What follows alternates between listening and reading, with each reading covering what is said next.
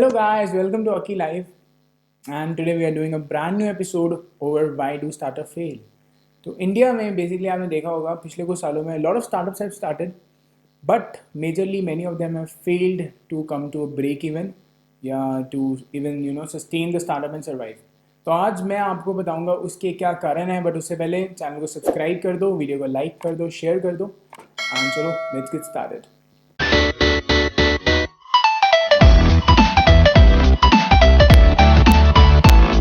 तो सबसे पहले तो मैं बताना चाहता हूँ स्टार्टअप क्या होता है. सबसे बड़ी जो प्रॉब्लम आ रही है हमारे यूथ में वो समझ नहीं पा रहा एक नए बिजनेस में और एक स्टार्टअप में डिफरेंस क्या होता है. नया बिजनेस है something like if you are starting a new business, आपने एक करियाना स्टोर खोल लिया या कुछ खोल लिया, वो स्टार्टअप नहीं है गाइस. जस्ट बिकॉज वो न्यू है डजंट मीन वो स्टार्टअप है. Startup is done by an entrepreneur जो एक न्यू इंडस्ट्री को इवेट करते हैं या एक ऐसी इंडस्ट्री को जिसमें there are lot of competitors. जैसे मान लो ओयो इज अ स्टार्टअप, वो एक ऐसा कॉन्सेप्ट लेके आया जो पहले कोई नहीं कर रहा था. So we can call it a startup, but a hotel starting and offering rooms to customers is not a startup. That's a new business. That's a new hotel, right? तो हमारे यूथ में ना जब government of India startup India का concept लेके आई, उन्होंने promote किया कि हम स्टार्टअप को कंट्री में प्रमोट करना चाहते हैं. तो एक करते करते पूरा स्टार्टअप अम्ब्रेला फ्लरिश हो गया. ऐसे जैसे मशरूम्स की ग्रोथ होती है ना, दड़ मशरूम्स की तरह स्टार्टअप लगते चले गए. And I would like to call it a bandwagon effect. Bandwagon effect is a economic terminology whereby क्या होता है कि हम एक चीज़ सिर्फ इसलिए करते हैं because people are doing it. Example लेते हैं, मेरे सर्कल में 5 लोग हैं, ठीक है, 4 ने आईफोन ले लिया, यार 4 के पास आईफोन आ गया, मुझे भी चाहिए. दैट इज़ कि जब एक चीज़ की डिमांड सिर्फ इसलिए बन जाती है, बैंडवेगन है. आपके सर्कल में 10 लोग थे, यार 6 ने एसयूवी ले ली, मैं भी एसयूवी लूँगा. भाई तेरे भाई ने बहुत 44 से लाया, अब एसयूवी लेनी है. तो ऐसे ही क्या हुआ, यार उसने स्टार्टअप खोल लिया, उसने खोल लिया, मैं भी खोलूँगा. Now here we need to understand one thing कि स्टार्टअप या बिजनेस करना is not something that everybody can do. You may और may not accept it but that is a fact because हर एक की अपनी पर्सनैलिटी होती है, हर एक में एक पैशन होता है. Some people are actually made for jobs only and they are very good in that. कुछ लोगों में कुछ लीडरशिप स्किल्स की कमी होती है, कुछ लोगों में their decision making is not instant, कुछ लैक ऑफ कॉन्फिडेंस होता है. उस वजह से भी they are unable to pursue startup, but वो कर लेते हैं देखा देखी में and that is one sole reason कि वो फेल हो जाता है. So the first reason that I would like to give for a startup to fail is lack of passion. आपने सिर्फ स्टार्टअप को इसलिए शुरू कर लिया क्योंकि everybody is doing it. Try to understand, वो कुछ कर रहा है, वो कुछ कर रहा है, वो कुछ कर रहा है, मुझे उसके बारे में नॉलेज है या नहीं है, मुझे उसमें इंटरेस्ट है या नहीं है, बट मैं करूँगा क्योंकि मैं उन सबको देख रहा हूँ और मेरे अंदर एक समझ रहे हो ना. तो वो जो कीड़ा होता है ना, उसके चक्कर में मैं स्टार्टअप खोल देता हूँ. अब मुझे नहीं पता वो कैसे काम करेगा, फाइनेंसिस को कैसे मैनेज करना है, मैन पावर को कैसे हायर करना है, इंडस्ट्री में सेल कैसे लेके आनी है, डिमांड कैसे बनानी है, मुझे कुछ नहीं पता, बट मैं करूँगा. So this is one reason. जैसे मान लो किसी का बिजनेस है, एग्जिस्टिंग फैमिली बिजनेस है, उसको अंदर से चुल मचती है कि मैं इसको ऑनलाइन लेके जाऊँगा. He doesn't know how to do it. उसने सिर्फ एक ऐड देख लिया कि यार ऐसे साइट बन जाएगी, ऐसे मार्केटिंग हो जाएगी. लैक ऑफ एक्सपीरियंस है, लैक ऑफ नॉलेज है, पंगे लेता है, नहीं चलता. It's not that easy to do business. It requires a lot of skills, a lot of knowledge about the market. और स्पेशली स्टार्टअप में जहाँ पे आपको इनोवेट करना होता है. तो अगर आपके पास पैशन नहीं है, this is no point in starting one. तो चलो एक सेकेंड पॉइंट पे आते हैं. मेन पॉइंट ये है कि कई बार क्या होता है, हमें पैशन बहुत होता है, कीड़ा होता है अंदर से, मैं ये कर दूंगा, वो कर दूंगा, ऐसे कर दूंगा, वैसे कर दूंगा, बट वो करने के लिए जो स्किल चाहिए होती है ना, हमारे पास वो नहीं होती. तो ऐसे सिनेरियो में भी स्टार्टअप फेल हो जाता है. एग्जाम्पल देता हूँ, जैसे मेरी खुद की web development, I am into web development, marketing, digital design agency and all that, I do all this stuff. अब अगर मान लो मुझे ये सब नॉलेज ना होती, पर मैं इसमें स्टार्टअप करना चाहता हूँ, मैंने खोल दिया, मैंने बंदे हायर कर लिए, अब मेरे पास खुद में स्किल नहीं है, so I am dependent on my employees. अब अगर मेरा एम्प्लॉय मुझे कह देता है कि सर ये पॉसिबल नहीं है, तो शायद मैं मान जाऊँगा कि नहीं पॉसिबल, क्योंकि मुझे तो उसके बारे में यार नॉलेज है नहीं.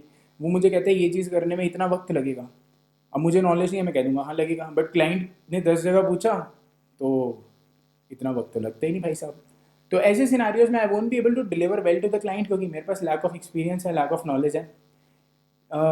इसका एक छोटा सा एग्जांपल और ले लेते हैं. If I am trying to be a good teacher, लेकिन मैं अच्छी टीचिंग नहीं कर पाता, मतलब मेरे में टीचिंग की वो स्किल नहीं है उस लेवल की, तो भी मेरा स्टार्टअप फेल हो जाएगा.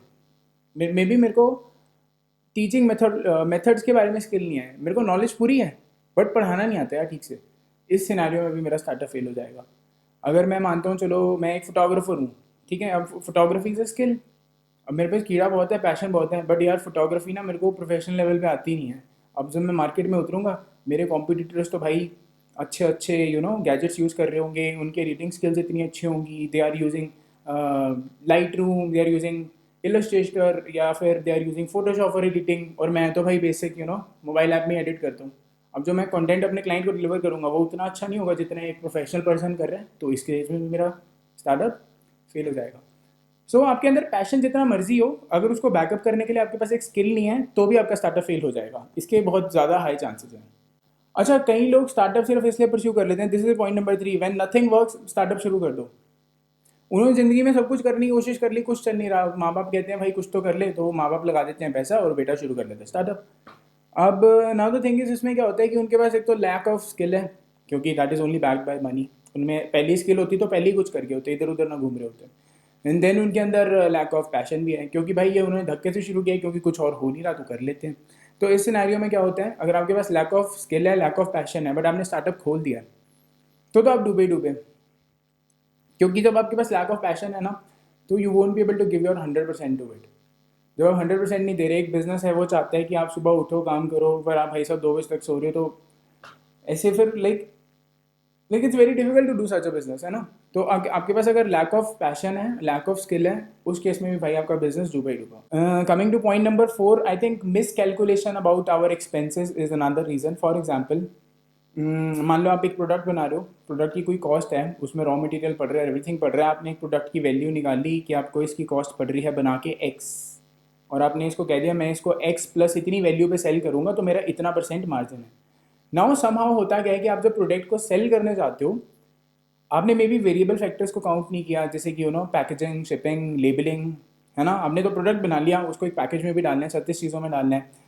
और क्या होता है टाइम के साथ साथ ये जो पैकेजिंग, शिपिंग और लेबलिंग का है ना वेरिएबल, जो उसमें ऐड ऑन होता है, ये फ्लक्चुएट करता रहता है। कभी डीजल पेट्रोल महंगा हो गया, शिपिंग चार्जेस बढ़ गए, पीछे से सप्लाई नहीं आ रही, पैकेजिंग चार्जेस बढ़ गए, और मे बी ऐसा भी हो सकता है कि आपके प्रोडक्ट में जो आप रॉ मटेरियल डालते हो उसकी कॉस्ट ही इंक्रीज होगी।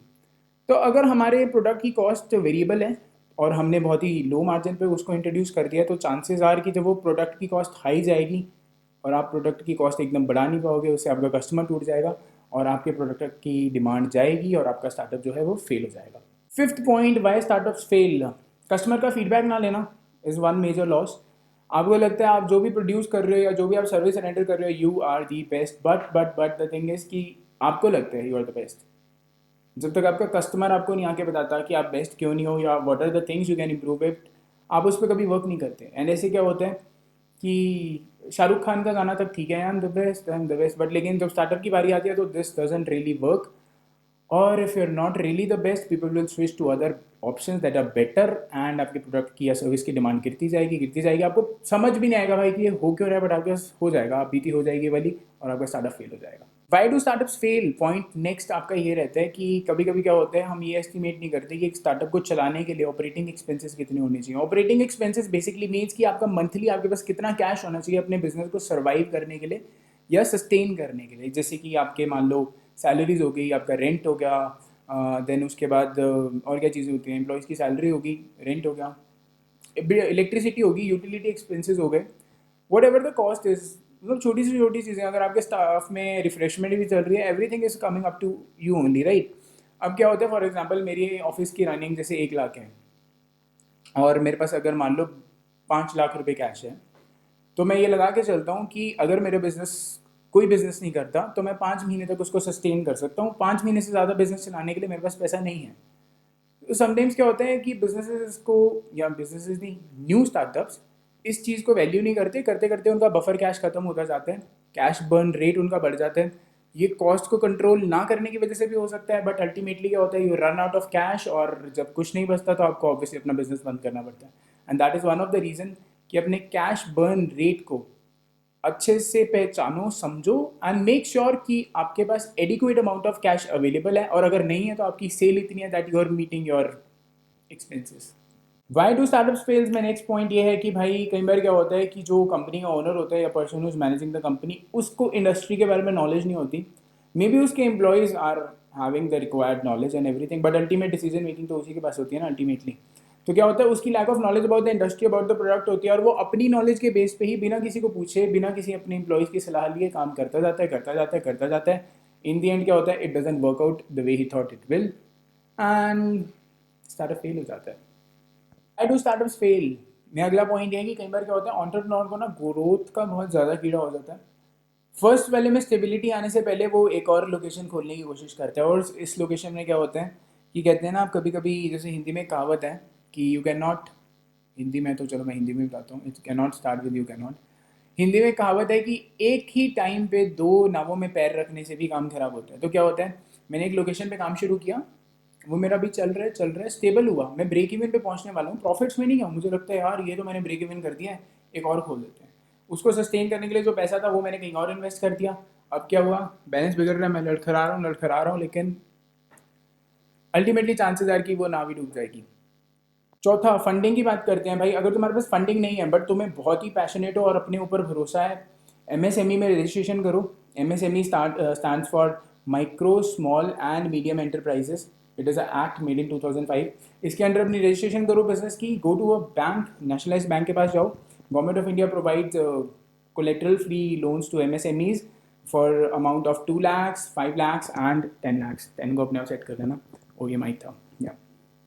तो आपको फंडिंग मिल जाएगी उसके लिए, बहुत ही कम रेट ऑफ इंटरेस्ट पे आपको फंडिंग मिल जाती है. Mostly banks will provide that to you. And अगर इसके बाद भी फंडिंग में इश्यूज आते हैं, you can go for angel investors, या आप अपने आसपास इन्वेस्टर्स ढूंढो, या find people who are able to invest in your business. May be क्या होता है, कई बार हम इन्वेस्टर ढूंढते ढूंढते ना पार्टनर ढूंढ के बैठ जाते हैं. आपको एक्चुअल में पार्टनर नहीं चाहिए अगर आपके पास अच्छा आइडिया, आपको इन्वेस्टर चाहिए. बिकॉज जब आपके पास एक पार्टनर आएगा ना, वो करेगा, वो हमें चाहिए नहीं. तो इट्स बेटर कि आप इन्वेस्टर ढूंढो पार्टनर की जगह. Other big reason that I find कि स्टार्टअप्स फेल क्यों होते हैं, बिकॉज इंडिया में क्या है, we have lack of support from the government. Startups के लिए कोई बहुत अच्छी सपोर्ट बनी नहीं हुई, और कह दिया बस शुरू कर लो भाई, जिसका चलता है चला लो. गवर्नमेंट का तो वही हिसाब है, जिसका नहीं चलता गवर्नमेंट क्या ही कर सकती है. ज़्यादा तो आपको ये हो सकता है लोन सस्ते दे देगी, पर आपके गले पे आके नहीं बैठने वाले मोदी जी, समझो इस बात को. ये तो कुछ पॉइंट्स थे कि स्टार्टअप फेल क्यों होते हैं. अब मैं आपको बताऊंगा कि आप उन किन चीज़ों का ध्यान रखो जिससे कि आप ऐसा स्टार्टअप शुरू ही मत करो जो फेल हो. सबसे पहला, अगर आपको किसी चीज़ में पैशन नहीं है, you are not passionate about something, never do it. Second, if you don't have a required skill about something, वो भी मत करना. किसी के भरोसे मत करना कि जैसे मेरे को मान लो वेब डिज़ाइनिंग, डिजिटल मार्केटिंग नहीं आती, मैं सोचता हूँ मैं पूरा कंप्लीटली अपनी टीम के भरोसे कर लूँगा. नहीं, दैट्स नॉट गोना वर्क. तीसरा, कभी भी आप किसी की देखा देखी में मत शुरू करना कि यार उसने किया, तो मैं भी करूँगा. बिकॉज उसने किया, उसका कोई कारण था, उसने किया, उसका भी कोई कारण था. अगर तुम्हारे पास करने का कारण नहीं है, उसको शुरू मत करना. चौथा, सिर्फ इसीलिए मत करना कि माँ बाप के पास एडिक्वेट फंड्स पड़े हुए हैं. बर्बाद करोगे तुम उन्हें. सिर्फ मान लिया बहुत अमीर होंगे तुम्हारे माँ बाप, उनके पास बहुत पैसा होगा, अपने लाडले से प्यार भी करते होंगे और लगा भी देंगे, पर इसका ये मतलब नहीं है ना कि हम उजाड़ दें. ठीक है, शुरू करो ना. Just make sure you have this required skills in you. अगर नहीं है तो पहले उनको एक्वायर कर लो यार. थोड़ा सा अपने ऊपर काम कर लो कुछ शुरू करने से पहले. इंडस्ट्री को समझ लो, प्रोडक्ट को समझ लो, सर्विस को समझ लो, लोगों से फीडबैक ले लो, और अगर हो सके तो मार्केट सर्वे ज़रूर कर लेना. So that was all for today, guys. I hope कि now you're able to understand that what is the real reason behind India में स्टार्टअप्स फेल क्यों होते हैं. तो स्टार्टअप करो यार, ज़रूर शुरू करो, अच्छी बात है, करना चाहिए. इनिशिएट करेंगे तभी कुछ होगा, नहीं तो घर बैठे बैठे तो यू नो पलंग ही तोड़ेंगे. And thank you so much for watching. I would like to say channel को सब्सक्राइब कर दो, वीडियो को लाइक कर दो, शेयर कर दो. कोई और भी स्टार्टअप वाले एंथुसियास्ट हैं आपके सर्कल में जो कहते हैं भाई तेरा करेगा, शुरू करना है, बिजनेस करना है, धंधा करना है, उनको भी बता दो कि भाई थोड़े से टिप्स हैं, देख लो, तुम्हें हेल्प कर देंगे. कल को धक्के से कुछ शुरू मत करना, और प्लीज़ माँ बाप का पैसा मत. बाकी चलो, thank you so much for watching. This is me Akshay signing off the day. Bye bye.